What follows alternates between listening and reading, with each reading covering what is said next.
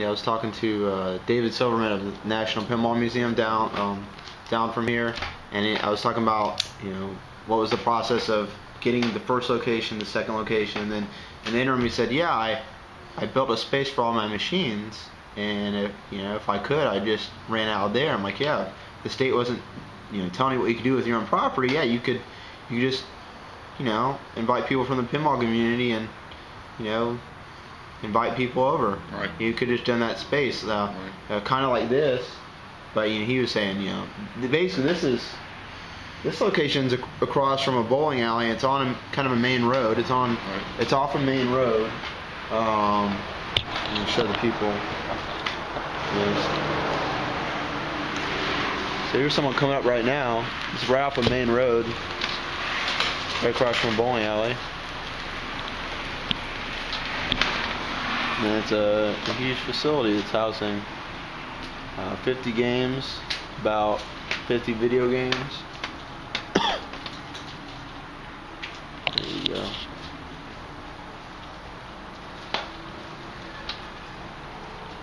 And you do parties. What's that? You do parties as well, right? Oh yeah, that's basically what built the place up.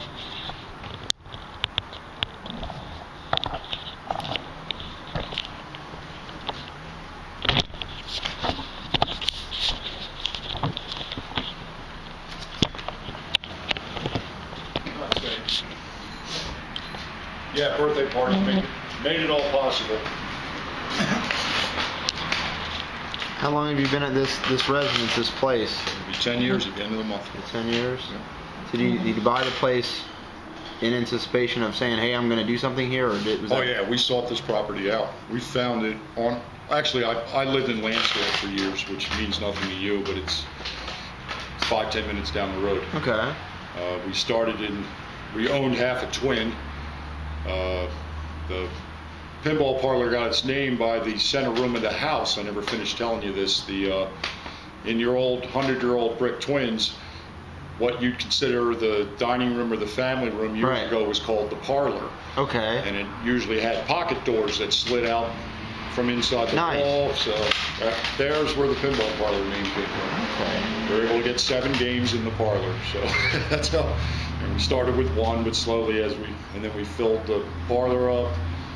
The basement ended up with 20-some electromechanicals, another half dozen or more in the garage, people stopping over all the time. It's time to go public. So.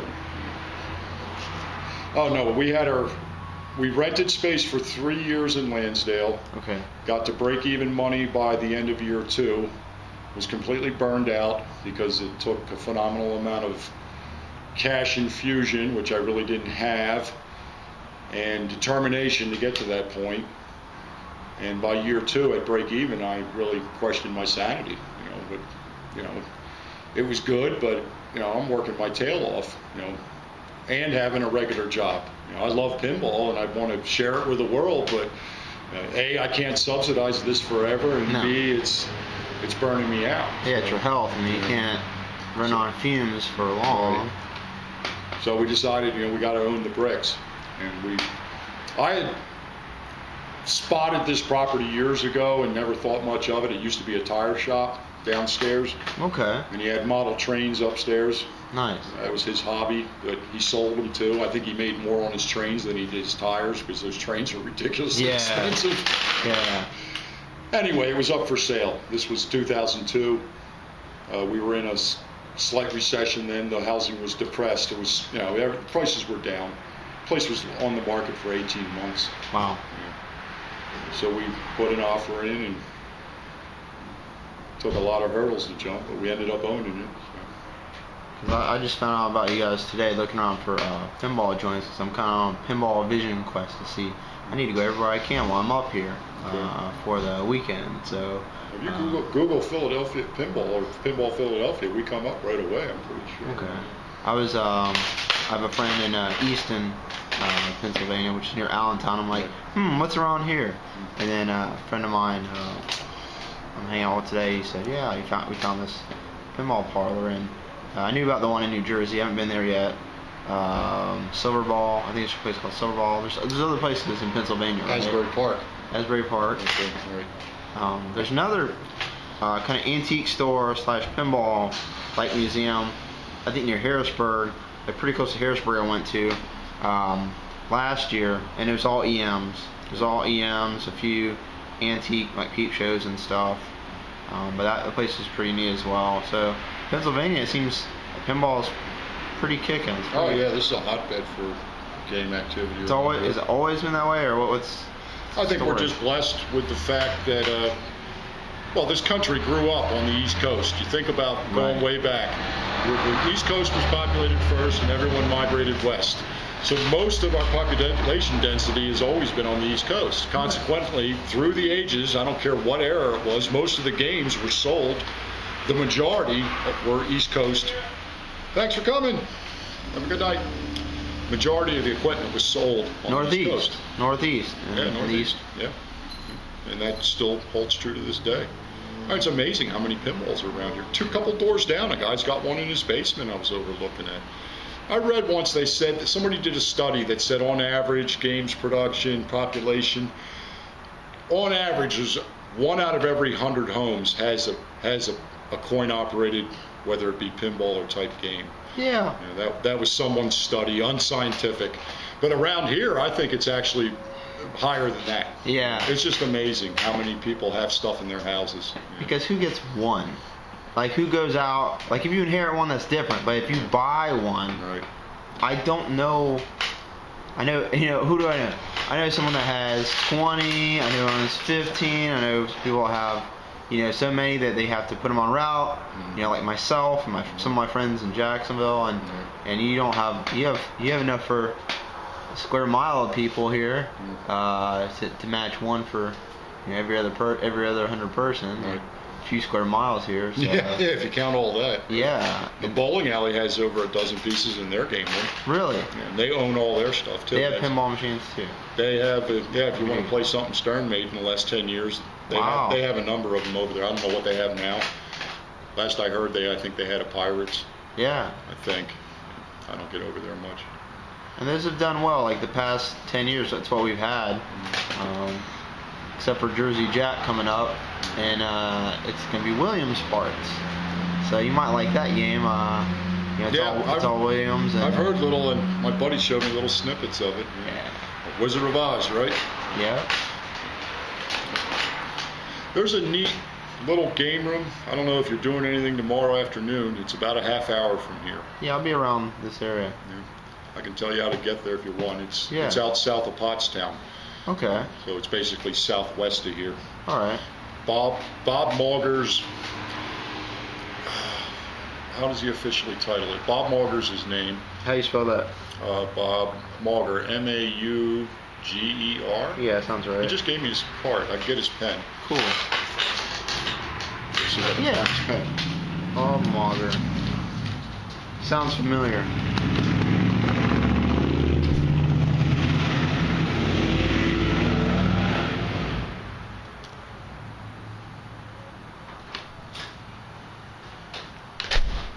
Called the Village Arcade, Antique Pinball Arcade, St. Peter's Village, Pennsylvania.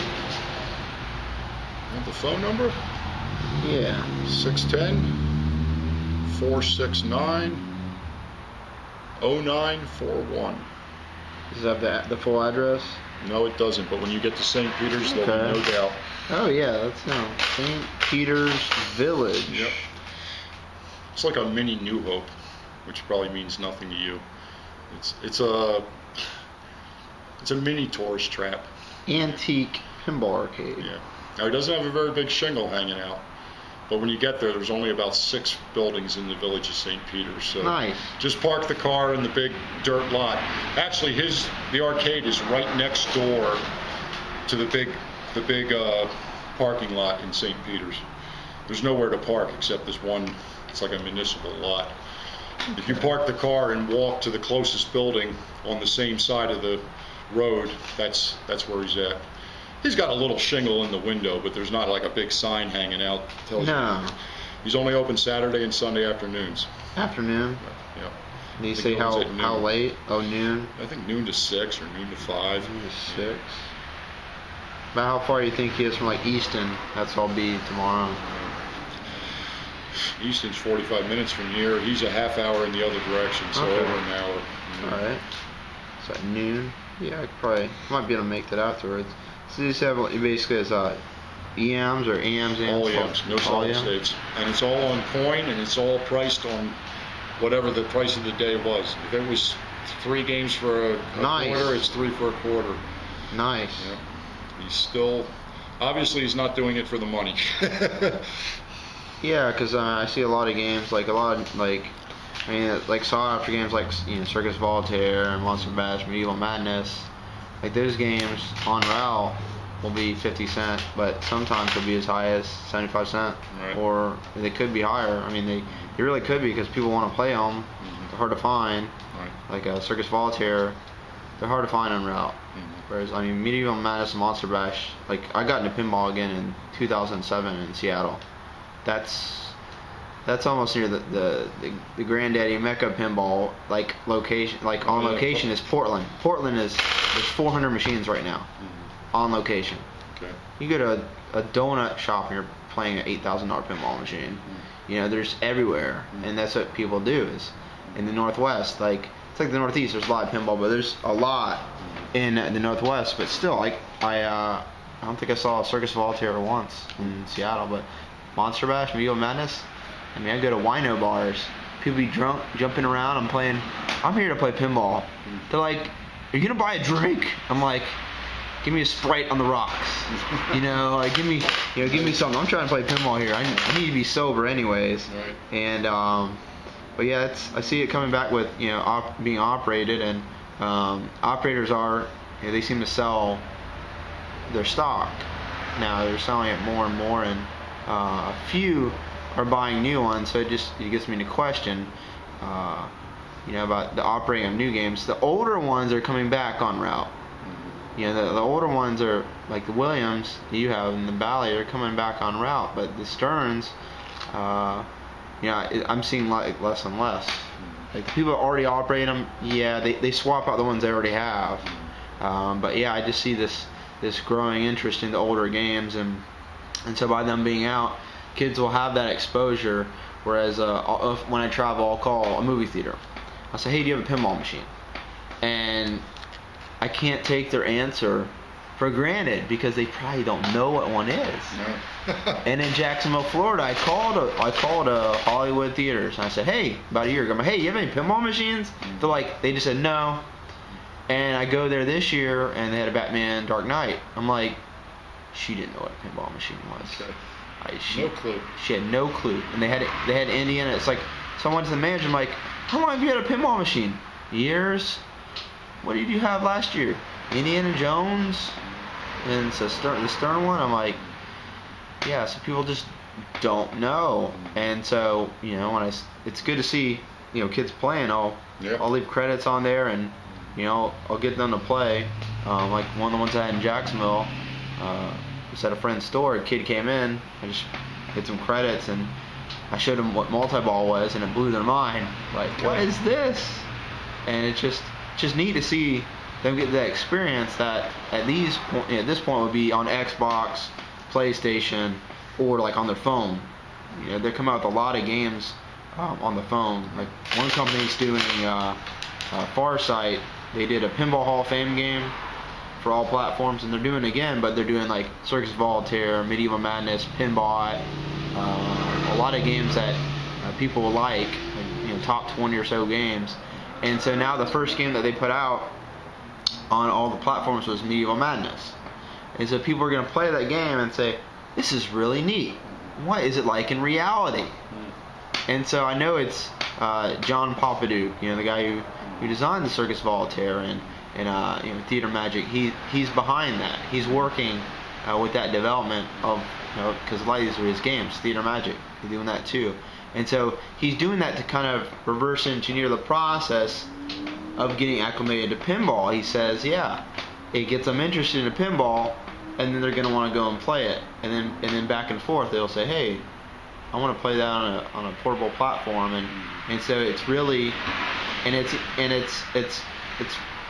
it's pretty profitable, because what it is they pay for $1 a table, and they make it cheap and affordable for $1 a table, and it gets them hooked.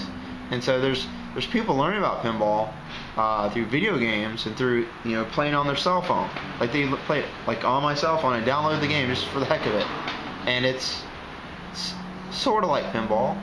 It has the sounds, has the visuals, but it made me want to play Medieval Madness again, because I remember the game. I remember the trolls popping up. That's one of the games I played a lot in Seattle, and you do a good service to, it's really honorable to put your games out and put them out on your land and let us all play. I personally appreciate it. Appreciate you coming. It's inspiring to see people do that, and it's only going to expand. It's only baby boomers are retiring. That's my view. Is every day thousands of baby boomers are retiring. What are they going to do with their Social Security check? A lot of them are going to buy pinball machines. A lot of them are going to say, hey, I want to go play some pinball. Where the heck do I go? And they're going to take a little trip, because they've been working too much, not taking enough breaks, and they're going to travel and play pinball. And it's not going to be their main directive, but who knows? And I just started buying a few machines last year, and just the community it's pretty impressive. It's pretty impressive how people. There's a lot of neat people. Certainly a lot of colorful characters. And it's not really dressed up like the Star Wars people. We're not dressing up like Luke Skywalker and Darth Vader and all the generals and all these crazy things. It's just people into it, and it's like you're dedicated to it. It's like 100% dedication to whatever you're doing with it, whether it's operating, collecting, or just helping people out. And we're all in this together. Again, my name is Cody. Okay, Cody. What was your name again? Paul. Yep. Thank you very much for your interview, and put this on YouTube and let people know about the Pinball Parlor. Oh boy. Okay. Thank you. Thank you very much.